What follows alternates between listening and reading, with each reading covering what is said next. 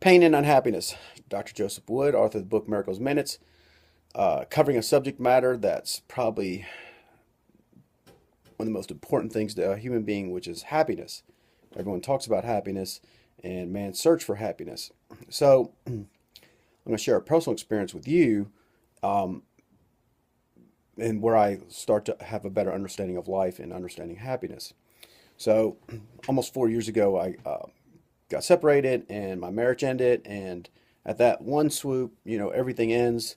I'm no longer putting my kids to bed every night. I no longer have a house. Your accounts are wiped out. So how I define myself, my value, my worth as a man, which is society ingrained, is by what you do and what you have. So if you have a lot of money, therefore you are a valuable man. I mean, this comes up even in the dating scenario. Oh, look at him. Um, but if the money disappears, what happens to your value as a human being? And I could tell you at that time, my self-worth was not, I was not in a good place mentally. And I was very sad and depressed because everything I had was gone. And it's natural as a human being when we experience loss, the loss of a loved one, loss of our parents, we feel major grief. We feel major downside. So it was at that time that I had to, I didn't know what to do. And then inside of me, I heard of, just some thoughts come up. Hey, are you still valuable as a man if you're paralyzed? And the answer was yes. My kids would still want to see their father, even though he couldn't do anything for them, even though he couldn't provide anything for them. So I still had value or worth just for being here. So I'll cover the construct of something that's put out there, and it's called be, do, have.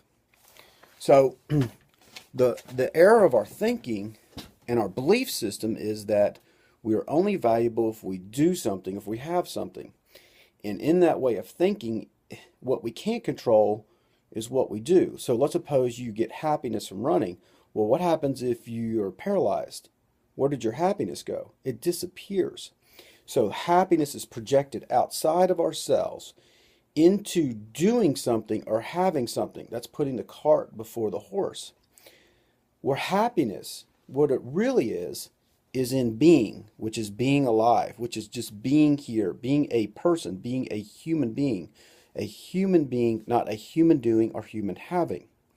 So what you could do is use the mind to cleave or disassociate, because we've been associated since children that you aren't anything until you do something. You aren't anyone until you have something. This is not true at all, because where is their joy in running? Where is their happiness in being at the beach? I mean, when you go to the beach, there's no happiness in it. There's no happiness in running. What really is occurring is you're allowing yourself to experience happiness when you're there. It's an agreement with yourself.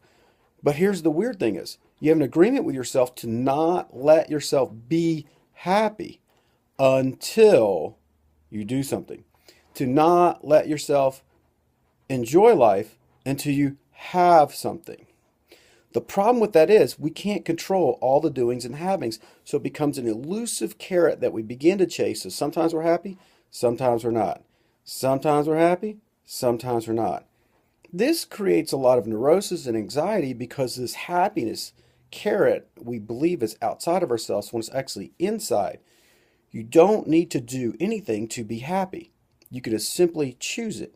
Look at a small baby and you can rip paper in front of them, they start laughing.